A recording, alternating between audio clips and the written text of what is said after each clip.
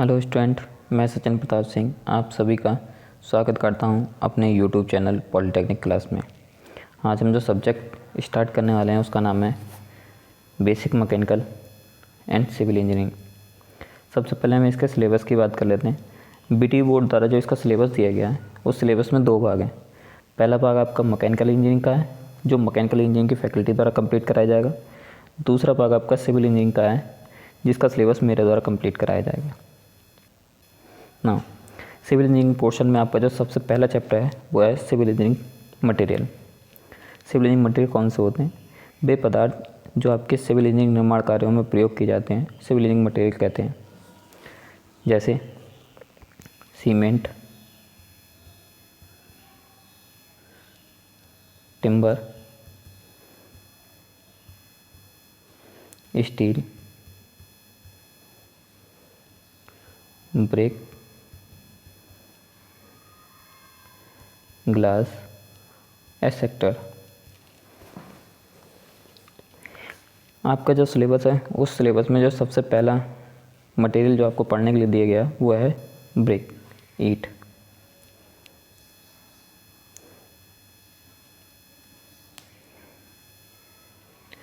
ईंट मिट्टी को सांचे में ढालकर, सुखाकर तथा भट्टे में पकाकर बनाई जाती है। ईंट पकने के बाद काफ़ी कठोर, दृढ़, सामर्थ्यवान तथा टिकाऊ हो जाती है। इसका प्रयोग इंजीनियरिंग कार्यों में जैसे भवन निर्माण, सड़क निर्माण, बॉयलर इत्यादि में किया जाता है। एक अच्छी ईंट बनाने के लिए कौन कौन से इंग्रेडिएंट की ज़रूरत पड़ती है तो देख लेते हैं। नेक्स्ट टॉपिक आपका आई ईंट बनाने के लिए मिट्टी में अवयव। पहला है आपका बालू या सिलिका 30 से 50%, सिल्ट 20 से 35%, एल्यूमिना या चिकनी मिट्टी 20 से 30%, लाइम 2 से 5%, लो ऑक्साइड 3 से 5%, मैग्नीशिया, सोडियम, पोटेशियम इत्यादि 1%। अब बात करते हैं इनके कार्यों की। सबसे पहले है आपका सिलिका या बालू। सिलिका क्या करती है कि सिलिका आपकी ईंट को स्ट्रेंथ प्रोवाइड कराती है। मतलब जो आपके सिलिका होती है जब हम उसको पकाते हैं, ईंट को पकाते हैं तो सिलिका के जो पार्टिकल्स होते हैं वो मेल्ट होने लगते हैं और मेल्ट होने के बाद वो ईंट के जो कण होते हैं उनको आपस में बांधने का काम करते हैं, जिससे ईंट में सिकुड़न, दरार, टेढ़ापन, फटन आदि रुकता है और ईंट को एक सही आकार मिलता है। साथ में ईंट की स्ट्रेंथ बढ़ती है। अगर सिलिका की मात्रा ईंट में ज़्यादा हो जाए तो क्या होगा? अगर सिलिका की मात्रा ईंट में ज़्यादा हो जाती है तो ईंट एक ब्रिटल मटेरियल बन जाता है, और अगर कम हो जाती है तो ईंट की जो सिकुड़ने की जो दर है वो बढ़ जाती है। साथ में जल अवशोषण क्षमता बढ़ जाती है। नेक्स्ट जो इसमें है वो है आपका एल्यूमिना, चिकनी मिट्टी। चिकनी मिट्टी में प्लास्टिसिटी का गुण होता है जो बालू के कणों को जोड़े रखती है। मतलब जब हम ईंट को किसी भी आकार में ढालते हैं तो आपके सिलिका में कहते हैं प्लास्टिसिटी का गुण नहीं होता है, जिसकी वजह से उसके पार्टिकल्स क्या होते हैं, दूर दूर रहते हैं। लेकिन जब हम कहते हैं एल्यूमिना या चिकनी मिट्टी में पानी मिलाते हैं तो उसमें प्लास्टिसिटी का गुण आ जाता है, जिससे वो सिलिका के पार्टिकल्स को बांधे रखने का काम करती है। साथ में वो ईंट को क्या है, एक वांछित आकार देती है। एल्यूमिना की मात्रा आवश्यकता से अधिक होने पर ईंट सूखने पर अधिक सिकुड़ती है, वह टेढ़ी मेढ़ी हो जाती है तथा पकने पर इसमें दरारें व फटन पड़ जाती हैं। अगर एल्यूमिना का अनुपात कम होने पर ईंट की ढलाई में दिक्कत आती है। ठीक है, तो एल्यूमिना क्या है? एल्यूमिना आपको जो ईंट है उसको ढालने में सहायता करती है। दूसरा, पकने से पहले जो भी कहते हैं आपके पार्टिकल्स हैं, ईंट के पार्टिकल्स हैं, उनको बांधे रखने का काम करती है। और पकने के बाद आपकी जो सिलिका है वो कहते हैं ईंट के पार्टिकल्स को बांधने का काम करती है। यानी कि पकने से पहले जो स्ट्रेंथ मिलती है वो आपकी एल्यूमिना की वजह से होती है, और पकने के बाद जो ईंट को स्ट्रेंथ मिलती है वो आपकी सिलिका की वजह से मिलती है। नेक्स्ट जो है इंग्रेडिएंट वो है आपका लाइम। लाइम क्या है, आपका गालक का कार्य करता है, जो सिलिका के कणों को कम टेम्परेचर पर पिघलाने में सहायक होता है। साथ में उच्च ताप पर बालू के साथ मिलकर कैल्शियम सिलिकेट बनाता है, जो ईंट के कणों को आपस में बांधने का काम करता है। यानी कि चूना दो काम कर रहा है। पहला क्या हो गया, फ्लेक्स का काम कर रहा है, दूसरा बालू के साथ मिलकर के कैल्शियम सिलिकेट बना रहेगा, जो ईंट को सामर्थ्य देने का काम कर रही है। नेक्स्ट जो है इसमें वो है लोहा oxide, iron oxide. Iron oxide गालक का कार्य करता है, अर्थात ये भी क्या करता है कि जो बालू के कण हैं उनको कम तापमान पर पिघलाने में सहायक होता है। दूसरा, ईंट को लाल रंग प्रदान करता है, साथ में ईंट को जल सह भी बनाता है। नेक्स्ट है मैग्नीशिया। मैग्नीशिया का कार्य भी कहते हैं गालक का आएगा, साथ में ये लोहा ऑक्साइड के साथ मिलकर के ईंट को एक विशेष रंग प्रदान करता है। अगर इसकी मात्रा अधिक हो जाती है तो ईंट में पीलापन आ जाता है। नेक्स्ट है आपका इसमें टॉपिक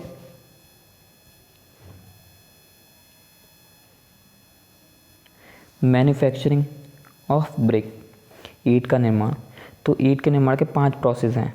पहला आपका साइट सेलेक्ट करना, दूसरा ईंट की मिट्टी तैयार करना, तीसरा ईंट की ढलाई करना, चौथा ईंट को सुखाना, और पांचवा है आपका ईंट को पकाना। तो ये 5 प्रोसेस के बाद आपकी क्या है, एक ईंट बन करके तैयार होती है। तो सबसे पहला क्या है आपका इसमें स्थल का चयन, कि सिलेक्शन ऑफ साइट। तो साइट को सिलेक्ट करते समय आपको किन किन चीज़ों का ध्यान रखना चाहिए। तो सबसे पहला क्या है कि जब जो भी आप साइट सेलेक्ट करेंगे वहाँ पर आवश्यक मात्रा में मिट्टी उपलब्ध हो। ये नहीं कि साल भर के लिए मिट्टी उपलब्ध है, उसके बाद आपको फिर कहीं और जाके भट्टा लगाने की नौबत आ रही है, तो ऐसा नहीं होना चाहिए। अगर ऐसा हो रहा है तो आपकी जो इनिशियल कॉस्ट होती है भट्टा लगाने की वो भी आपकी निकल के नहीं आएगी।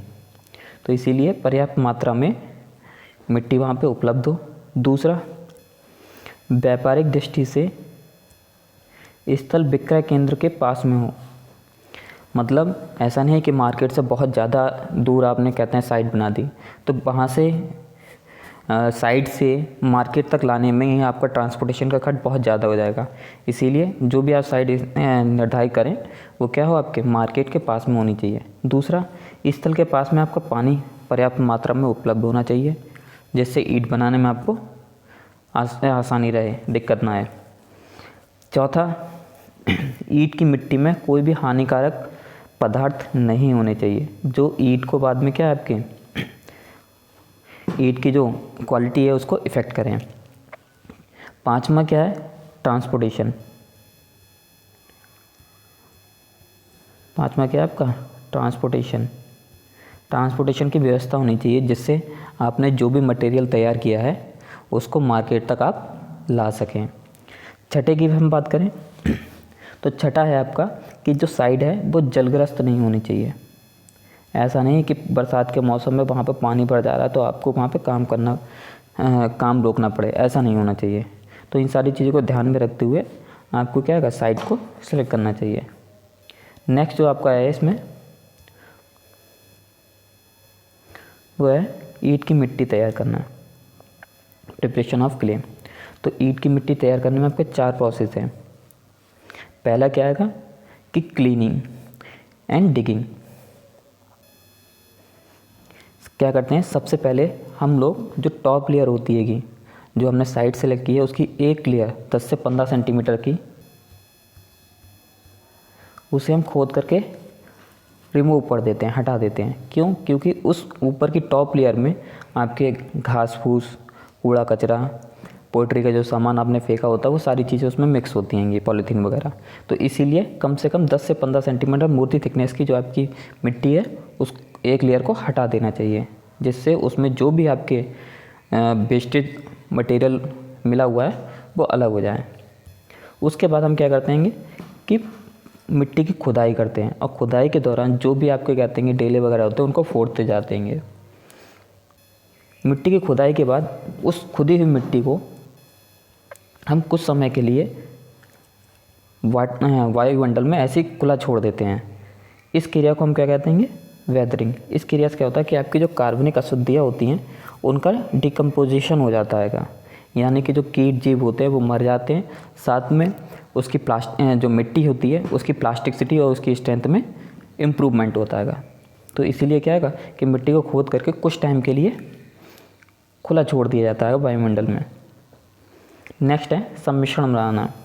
इसमें क्या करते हैं कि सपोज कीजिए आपकी जो मिट्टी है उसमें कोई इंग्रेडिएंट कम है, सिलिका कम है या एल्यूमिना की मात्रा कम है या आयरन ऑक्साइड की मात्रा कम है, तो हम क्या करेंगे कि जिस मात्रा के मिट्टी में जिसकी भी मात्रा कम होगी उसको बाहर से ला करके उस मिट्टी में मिला देते हैं। तो इसको हम क्या कहते हैं? ब्लेंडिंग या सम्मिश्रण बनाना कहते हैं। ठीक है। नेक्स्ट जो आपका लास्ट है टॉपिक इसमें वो है गूँथना। आपने कहते हैं मिक्सचर तैयार कर लिया एग्जैक्ट पोर्शन में, उसके बाद हम क्या उसके पानी मिलाते हैं। पानी मिलाने के बाद हम जो मिट्टी है उसको गूँथते हैं जिससे हम उसे किसी भी आकार में आसानी से ढाल सकें, मिट्टी को किसी भी आकार में आसानी से डाल सकें। तो इसके लिए क्या उसको गूँथते हैं। तो पानी मिलाएंगे, पानी मिलाने के बाद हम उसे क्या कि पैरों से या जानवरों के थ्रू या ज़्यादा कहते हैं मात्रा में क्वांटिटी में ईंटें बनानी है तो हम लोग क्या पग मिल का यूज़ कर देंगे मिट्टी को गूँथने में। गूँथने के बाद आपकी मिट्टी जो है वो तैयार हो जाती है। तैयार होने के बाद जो नेक्स्ट प्रोसेस आता है उसको ढालने का। मिट्टी तैयार करने के बाद हम क्या करते हैं? तैयार की हुई मिट्टी को ईंट के आकार में ढालने की क्रिया को हम ढलाई कहते हैं, यानी कि मोल्डिंग ऑफ ब्रिक कहते हैं। जो आपने मिट्टी तैयार की है उसको ईंट के आकार में डालने के जो प्रोसेस है उसको हम क्या कहेंगे? मोल्डिंग ऑफ ब्रिक कहते हैं। और इसके लिए हम सांचों का प्रयोग करते हैं। सांचा क्या होता है? आपको एक आयताकार डिब्बा होता है जो ऊपर और नीचे से क्या है खुला हुआ होता है। यह लकड़ी का हो सकता है आपका या इस्पात का बना हो सकता है। इनका साइज़ आपकी ईंट के साइज़ से 10% अधिक रखा जाता है क्योंकि ईंट सूखने और पकने के बाद सिकुड़ जाती है, इसीलिए इनका जो साइज़ है, जो मोड का साइज़ है वो आपकी ईंट के साइज़ से 10% अधिक रखा जाता है। अब ईंट के साइज़ की बात कर लेते हैं। जब आ ही गया है तो ईंट का जो साइज़ है स्टैंडर्ड साइज 19 सेंटीमीटर होता है और इसे 10 पर और बात करेंगे किसके मोड की तो 10% एक्स्ट्रा के साथ हो जाएगा 21.10 इंटू 10 सेंटीमीटर।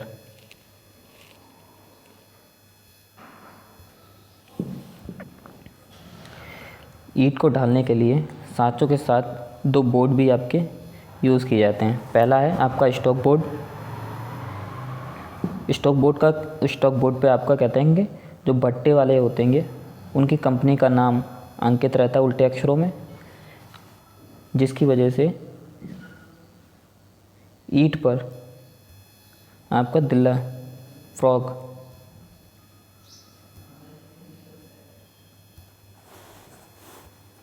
ईंट को ढालने के लिए सांचों के साथ 2 बोर्ड का भी प्रयोग किया जाता है। पहला आपका स्टॉक बोर्ड जिस पर बट्टे वाले की पहचान के लिए उसका नाम उल्टे अक्षरों में अंकित रहता है। दूसरा है आपका पैलेट बोर्ड जिसका प्रयोग सांचे में से ईंट को निकालकर सूखने वाले स्थान तक ले जाने में किया जाता है।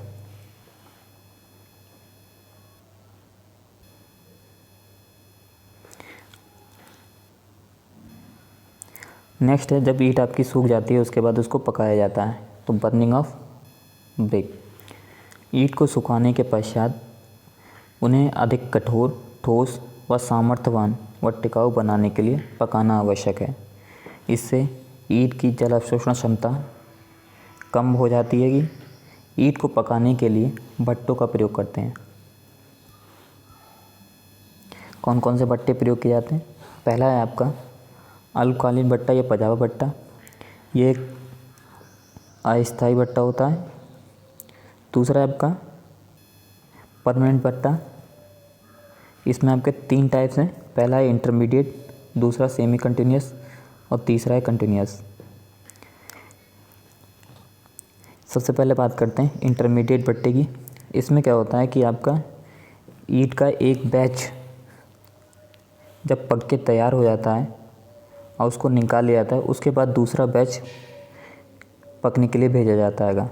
तो इसमें जो ईंटें मिलती हैं आपको कुछ अंतराल के बाद मिलती हैं, इसीलिए क्या कहते हैं, इसे इंटरमीडिएट भट्टा कहते हैं। दूसरा है सेमी कंटिन्यूस। इसमें आपकी ईंटें लगातार मिलती रहती हैं, लेकिन जब बरसात का मौसम आता है तो उस टाइम पे इन भट्टों को बंद करना पड़ता है, इसीलिए इनको सेमी कंटिन्यूस भट्टा कहते हैं। इसमें आपका बुलखाई का भट्टा आता है।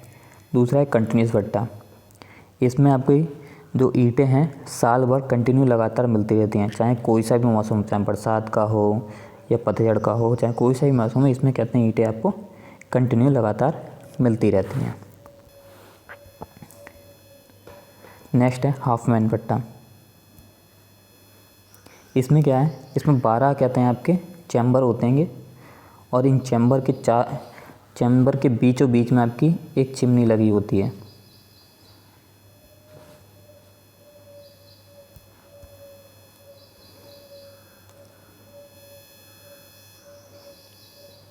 ये आपके चैम्बर हैं 12, 1 2 3 4 5 6 7 8 9 10 11 12, ये 12 चैम्बर हैं और हर चैम्बर में आपका कहते हैं गेट लगा हुआ है, डोर। इसमें ये बीचों बीच में आपकी कहते हैं चिमनी लगी होती है कि, और हर एक का कनेक्शन इस चिमनी से जुड़ा हुआ होता है। इसमें क्या होता है कि आपके पहले 2 जो आपके डोर होते हैं, मान लीजिए 1 से 12 हैं, तो पहले और दूसरे में आपकी लोडिंग हो रही होगी,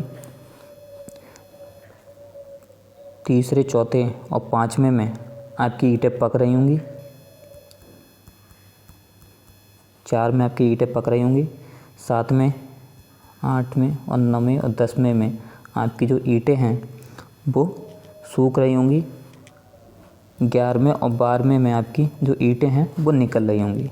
तो इस तरीके से इसमें जो लोडिंग का है, मतलब भरण का, ईंटों को सूखने का, उनको पकाने का जो प्रोसेस है वो कंटिन्यू चलता रहता है। इसमें प्रत्येक चैम्बर में 25,000 ईंटें प्रतिदिन मिलती हैं, यानी कि एक दिन में आपकी 25,000 ईंटें मिलती रहती हैं और साल में लगभग 80 से 90 लाख ईंटें प्रतिवर्ष प्राप्त होती हैं। नेक्स्ट बात करते हैं इसमें क्लासिफिकेशन ऑफ ब्रिक की। मोटे तौर पर आपकी 2 तरीके की ईंटें होती हैं, कच्ची ईंटें, पक्की ईंटें। कच्ची ईंटें कौन सी होती हैं, जिनको हम भट्टों में पकाते नहीं, वो आपकी कच्ची ईंटें होती हैं। दूसरी पक्की ईंटें। पक्की मतलब जिन्हें हम कहते हैं भट्टों में पका करके अधिक कठोर और सामर्थ्यवान बनाते हैं। तो पक्की ईंटों में आपके 3 क्लास होते हैं, 4 हैं। पहला आपकी फर्स्ट क्लास ब्रिक। इसके अगर हम आकार की बात करें तो ये इसका जो आकार है स्टैंडर्ड साइज़ का होता है। इसके अगर हम साइज़ जो आपका 19 सेंटीमीटर बताया था, स्टैंडर्ड साइज़ की होंगी। बस इनकी जो माप में त्रुटि होगी वो 3 mm से ज़्यादा नहीं होगी।